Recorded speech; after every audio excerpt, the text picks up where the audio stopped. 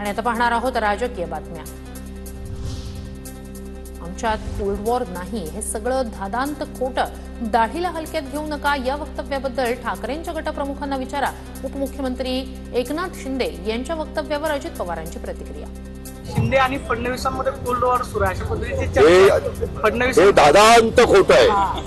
त्याच्यामध्ये एकनाथराव शिंदे साहेबांनी सांगितलं, देवेंद्रजींनी सांगितलं, तुम्हाला कुठल्या बातम्या मिळाल्या नाही की तुम्ही कोल्ड वॉर, फलान वॉर, हॉट वॉर असलं काहीतरी त्याला उदाहरण देता। नुसतंच देवदेव केलं तर निवडून येणार आहे का? जालन्याच्या परतूरमधील सभेत अजित पवारांचं वक्तव्य। लोकसभेला तटकरे निवडून आल्यानं आपली लाज राहिली, यश आलं तर हुरळून जाऊ नका, अजित पवारांचं वक्तव्य। सभेला माझ्या विधानसभा मतदारसंघामध्ये 48,000 मतं कमी पडली। माझ्या पत्नीला रडत बसलो नाही, पण नुसतंच देवदेव केला तर निवडून येणार आहे का? नाही, श्रद्धाही ठेवा आणि लोकांचे प्रश्न सोडवा। सुरेश कुमार जेथली यांचा अजित पवारांच्या राष्ट्रवादीत प्रवेश। अजित पवार यांच्या उपस्थितीत पक्षप्रवेश संपन्न। सुरेश कुमार जेथली या परतूर मतदारसंघाचे माजी आमदार। स्थानिक स्वराज्य संस्थेच्या निवडणुका महायुतीतच लढणार, बावनकुळेंचं वक्तव्य। तर काही ठिकाणी स्थानिक युनिटचा विचार करून निर्णय होईल अशी ही प्रतिक्रिया। चंद्रशेखर बावनकुळे यांनी पदाधिकाऱ्यांना सुनावलं। शहादा मतदारसंघात कमी सदस्य नोंदणी झाल्यानं झापलं।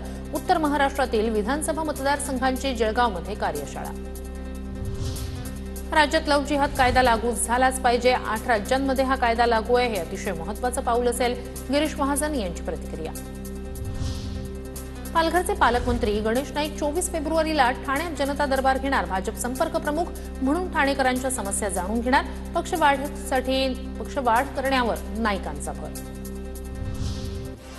गोवा विधानसभेचे माजी आमदार लहू मामलेदार यांची बेळगावात हत्या। रिक्षा चालकाच्या हल्ल्यानंतर माजी आमदार लहू मामलेदार यांचा मृत्यू, आरोपी रिक्षा चालकाला अटक।